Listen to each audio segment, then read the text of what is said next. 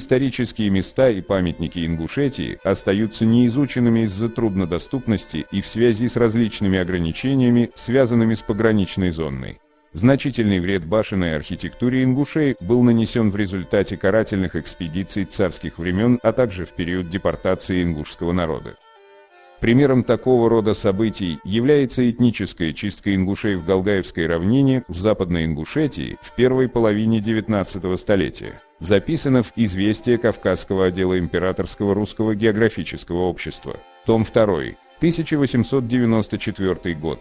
26 августа я отправился из Владикавказа в Сунжинскую станицу, место пребывания пристава 3-го участка Владикавказского округа. Дорога моя шла у подошвы лесистых предгорий к востоку севера через казачьи хутора на реке Камбелеевки, находящиеся по геодезическому определению 1825 метров над уровнем моря.